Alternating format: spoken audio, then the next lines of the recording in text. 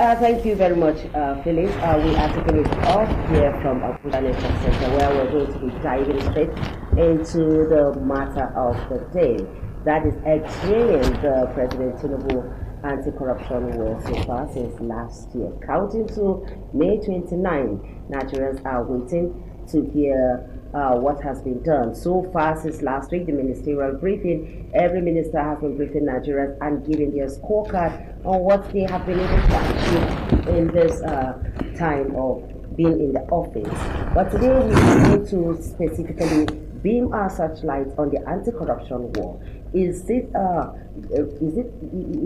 producing positive results, or we are still where we are before? Do not forget, corruption has been termed the hydra-headed issue that has become the bane in Nigeria. And to discuss this matters with me, I have two gentlemen in the office.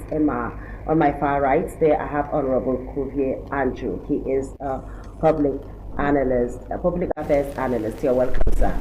Yeah, thank you very much, and thanks to Nigeria. And here, and right in the middle, close to me, I have Garus Golulu. He is an APC chieftain, as we know. Good morning. Thank you very much for having me this morning again. So let me start with you, Honorable Kuvin. Talking about corruption, the past 1 year, what will be your assessment of the anti-graft war so far?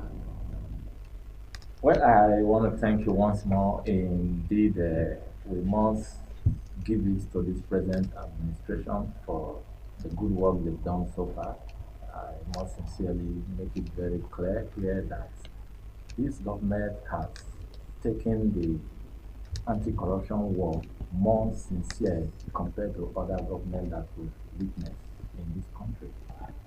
So if you talk about sincerity, Nigerians want to know how. Yeah, when we look at the sincerity, it has to do with commitment to ensure that there is equity in the definition of justice in respect to corrupt persons in Nigeria. You see, why I talk of sincerity and the openness is because, previous government has always used the anti-corruption war precisely against opponents.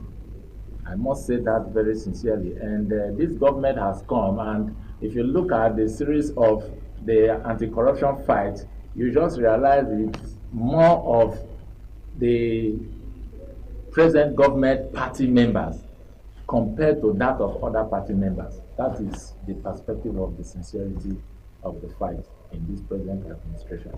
Okay, to you, Garus, what is your take on that? I totally disagree with Honorable.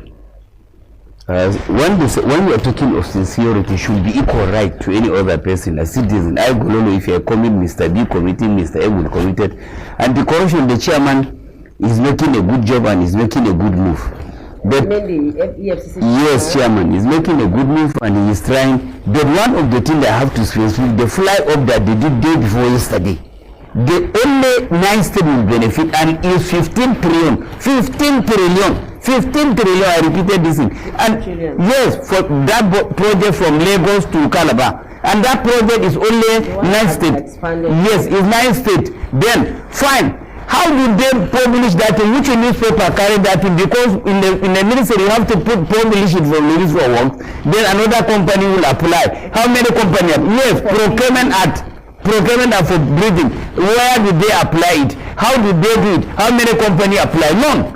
They only award it to another company. And how many months does that thing go before they give that thing? Before 1 year you give a contract of 15 trillion.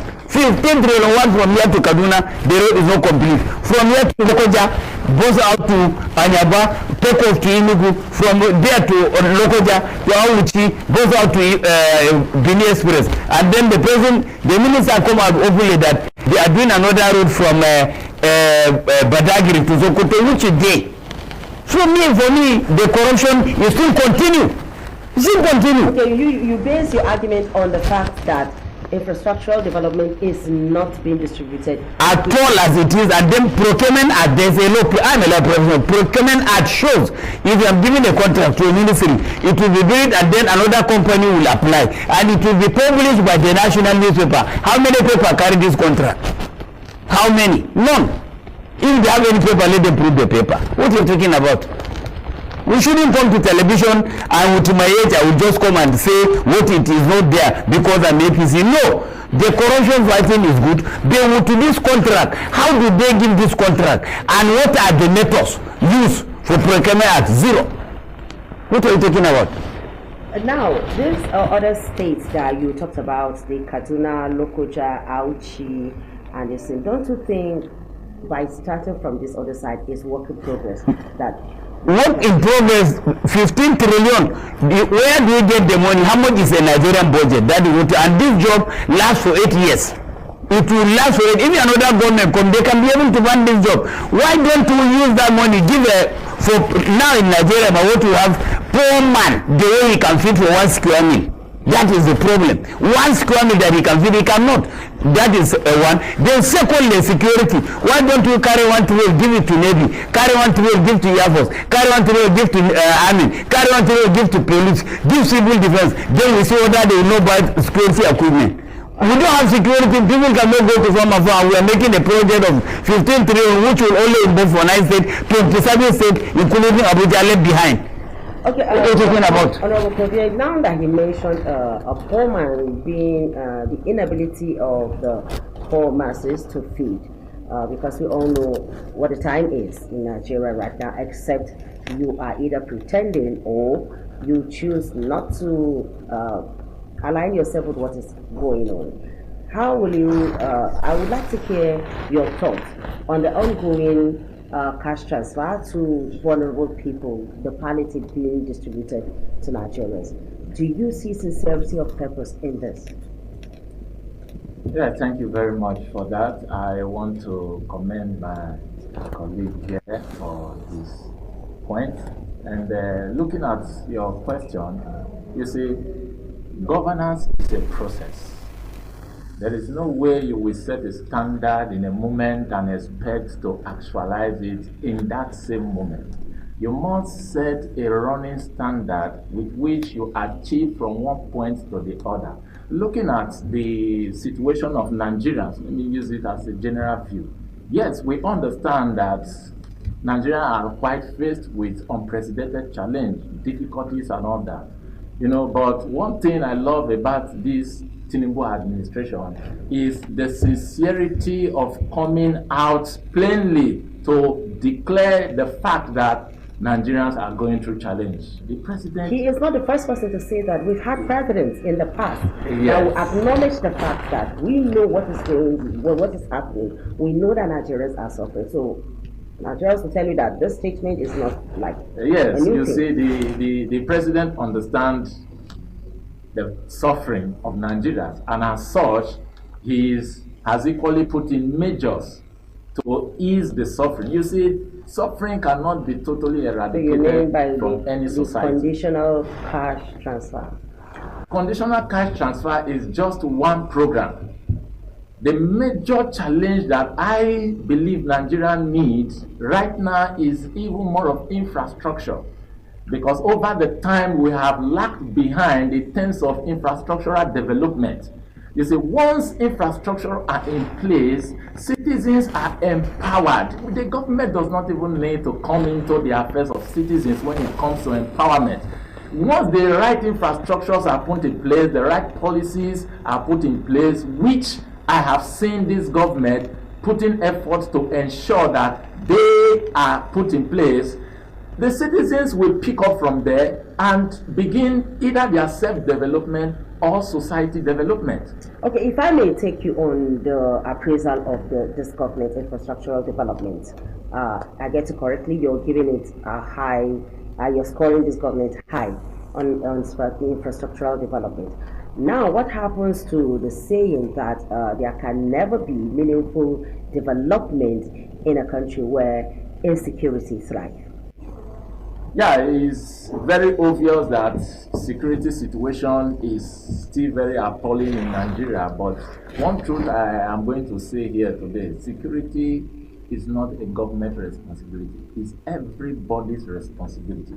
even though we understand that the government has a large role to play when it comes to providing security. A larger role to play. Yes, when it comes to providing security for the citizens. But at the same time, the citizens also need to collaborate, because the government cannot reach every nook and cranny of the society. So the citizens have a responsibility to provide basic and tangible information to the agencies that has been saddled with the responsibility of securing the nation, so that collaboratively everybody will put hands on deck to ensure that this security issue is handled. But if you want to leave it for the government alone, I can challenge you. There is no nation in the world where security is particularly handled by government agency or security agencies saddled with such responsibility alone, and you expect them to achieve tangible results.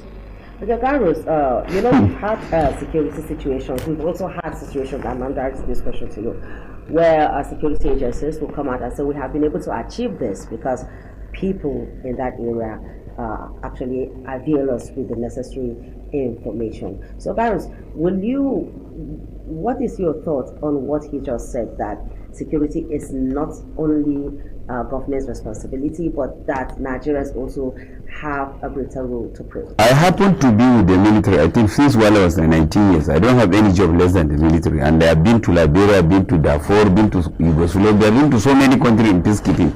Security, when the nation is security, is everybody's responsibility. But the people who are directed to operate that security, that is the military. Military, police, all this thing that we are doing now, they call it IS, internal security. It's supposed to be a police work, not military. But because police doesn't have a weapon to engage those bandits, that is where military come out. Because those bandits, mind you, they are using AA, not AK-47. They are using what? AA, the rifle they are using, and the other bomb they are using is RPG 40 hit. Why? Military also using that 40 hit. So by right, if you don't equip the security where they are, and by the way, so the AA is superior to AK-47. If they fire a bomb, if you are away from here, maybe you will meet me in along AYA junction. I will drop my vehicle here because I know what it can do. So the point is this: the security need funding. Need funding to buy equipment. That is one. Then what is the salary of a constable of police? You will give somebody 30,000 and you expect him to deliver a job. You give a private soldier 50,000. You give a airman in the Air Force equivalent or a T in the Navy. Look, unless these are government come out, put it mandatory that each person in the lower salary in government will be 350. I see them debating of 50,000, 54,000. Because 50,000, you pay your full hour out there. What are you talking about? We are giving the contract of my problem. I don't think it's because of that 15 trillion. 15 trillion, and then we are dying for security. What are you talking about? Say corruption. Which corruption? How? And then all those ministers, they put 44 ministers. This is the first time we have those most ministers. All of them, they are presenting paper presentation. It is only wiki. I don't know if you don't know me, that can present a budget down and enter Abuja with it. The Minister of Agriculture, I think, is mentioning some other places where you give the seat to whom benefits from the seat. How do you distribute the food? Even that can transfer, how many people benefit from the money? How do you transfer it? Show it the people. You've not come in contact with anybody that has benefited from the condition? Nothing. I have not seen anybody. All the time they come to beg me, I give them. If I don't have, we go money with Mama put. What are you talking? Actually, the cash transfer program has actually been suspended by the government as a result of the suspension of the Minister of Humanitarian. And the government has given the agency 6 months to restructure the program of that ministry so that it can capture the larger coverage of Nigeria in terms of either cash transfer programs or societal programs or developmental programs or even humanitarian programs, so that there will be sanity in that ministry, because they discover that there are a lot of things that ordinarily ought not to be that are there and is preventing the ministry to function optimally. You know, it's on this note that the government decided to suspend the program temporarily. Yeah, we know that. Yes. Is it that the ministry is not functioning optimally, or the ministry chose to function differently? Yeah, the thing is, you know, when there are provisions of... because even the past minister too. Yeah, that's where we are looking from now. That is the one before. That's the one before Better Edu. Yes. From the exception of that ministry, there has always been problem of accountability and even dissemination of funds and reaching out, the social register issue. There has always been issues here and there. You know, it is on this note the government said, no, we can't be running with a 40 arrangement.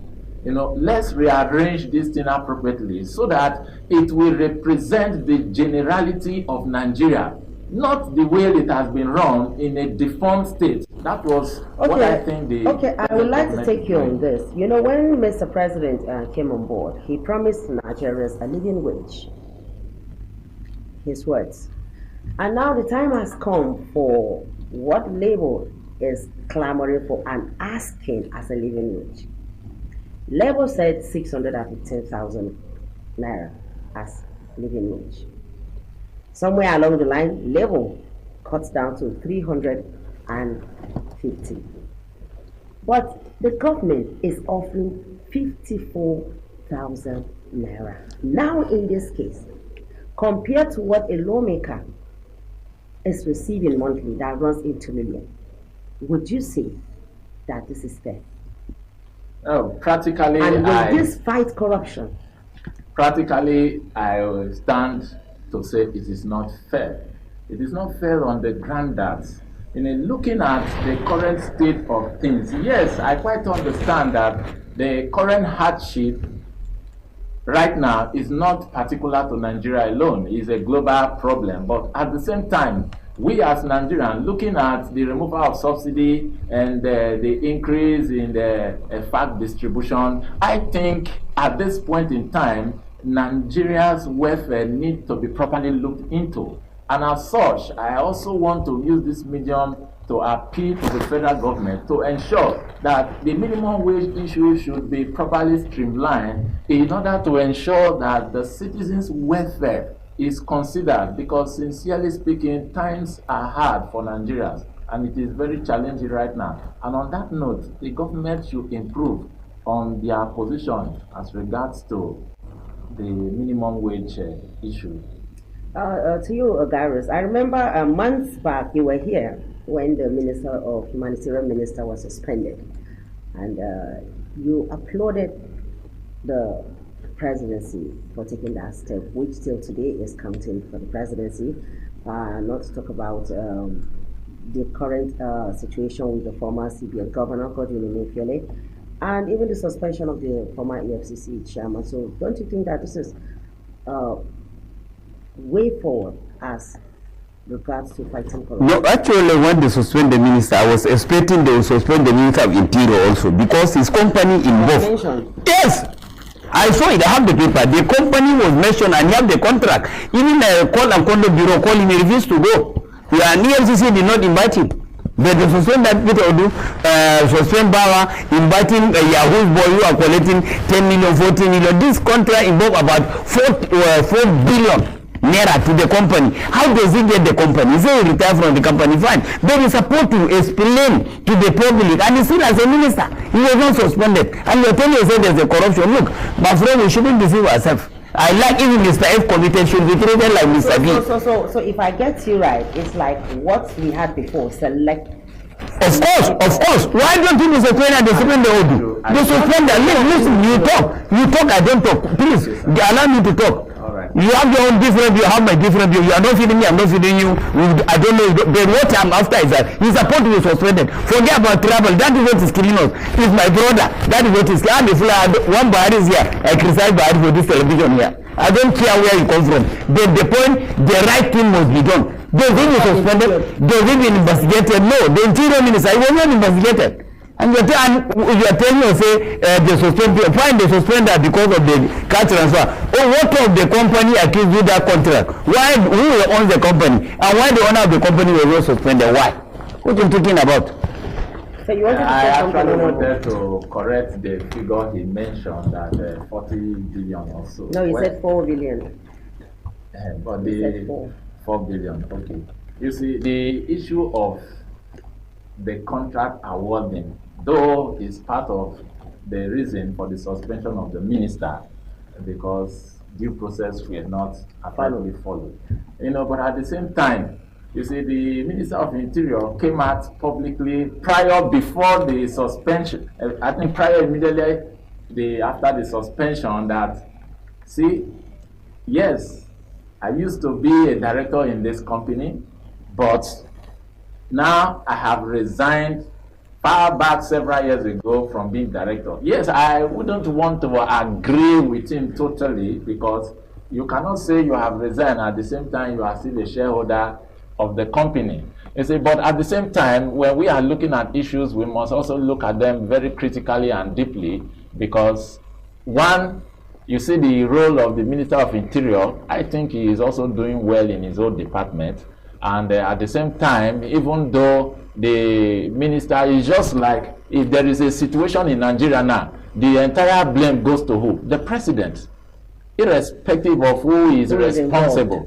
You see, so the blame of the situation in the Ministry of Humanitarian was directed to the minister. So are you saying because the Minister of Interior is performing, they should overlook any kind of misconduct? Not at all. You cannot overlook misconduct. The situation, just like I was saying, the blame for the activities that took place within the ministry fall on the minister. Maybe that's the reason why some other persons or the companies that contracts were awarded to were not called upon. Okay, for example, when, let's just say, when there's a robbery and one person is arrested. Okay, no, then let me not even go there. Somebody steals a phone and the person sells the phone. When it comes to arrest, how many people will be arrested? Yes. The thief and the person who bought the phone. The receiver. Yes. They will be arrested. What are we talking about? But you see, at the same time, the receiver. Somebody awarded a contract. And they only give to that company. Okay, why did they give to that company? Is there no other company? Is the only company will be the defense. That you didn't know. Yes, you can place a defense that will automatically alienate him from the consequences of the act of the person who carried out the stealing. He can place a defense that will alleviate him from the punishment. Well, Gary, you seem to be very, very agitated over this 15 trillion naira being awarded for contracts. What would you have wanted the government to do? What I wanted to the federal government to do is that, hence, what we are facing now problem is hardship in Nigeria. Hardship for the poor man, whom, as we are voting, anywhere the president go campaign, I go, he knows me in person, I know him very well, he's my party, I've never been to any party. Anywhere, three of us will carry even the Anduba aircraft, anywhere is going, we go. Anywhere that is including Abuja. But the point is, that money might have been, what I'm hesitating is that hence it is 15 billion and we have that money to give and a one contract.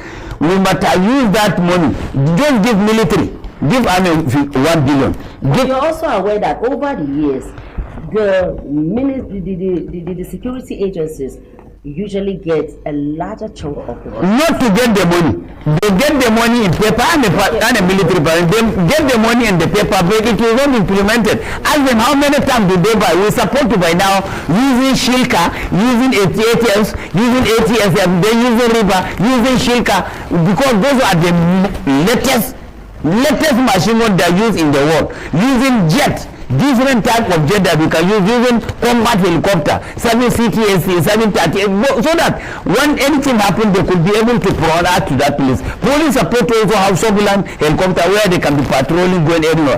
And then look at what Labour just requires, 300. We cannot give that here. We are giving 15 trillion to one company to have a contract of 8 years. Okay, your bone of contention is the company. Yeah, of course. There is no Product Procurement Act to give this contract. How many paper published the procurement act? Because after they win, they will bring and they will publish in the paper. If I like, I apply. Then the company will win. The company that win now will be published in this company, and then they will publish the company. But how many months does that company? Because people have interest.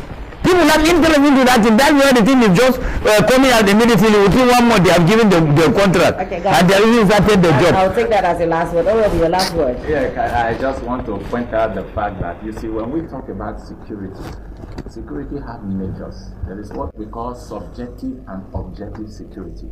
The first goal of security is objectivity. You see, where we engage individuals or factions that are dissatisfied, because it's one of the bane of security, dissatisfaction or misunderstanding. These are the things that aggravate conflict. You see, you need to engage them objectively if you truly want to find a lasting solution, rather than putting measures to engage subjectively. Subjectively is when you begin to talk about instruments, buying equipment, and all that. We are not in a war situation. Yes, we understand that there is terrorism in the land, but at the same time, we must deploy good diplomacy to ensure that we are not interested in just killing our people. These are citizens. You're not talking about killing here. Nobody's talking about No, by the time you start bringing war, bringing fighter jets. But you also know that it's been said. How can you bring, you are talking on the basis of your experience. You know, as a civilian, I am a retired military officer. I know what is security. You cannot run diplomat. I want diplomatic, then go do ambassador in another country. Diplomatic. Your thoughts, because we have actually exhausted our time at this point. Thank you very much for taking time to be part of the program. It's been a very interesting conversation here. Thank you very much for me. I'm surprised because you have always been, an ardent supporter of government, but this one was really hit. And Honorable, thank you very much for coming to the show. And Gareth, you always answer our call, and we say thank you for coming. And you will hope to call you some other time, because this conversation is definitely going to be, there's going to be a continuation of this conversation. We have been analyzing the anti-graft fight by President Bola Tinubu. We've had the two gentlemen.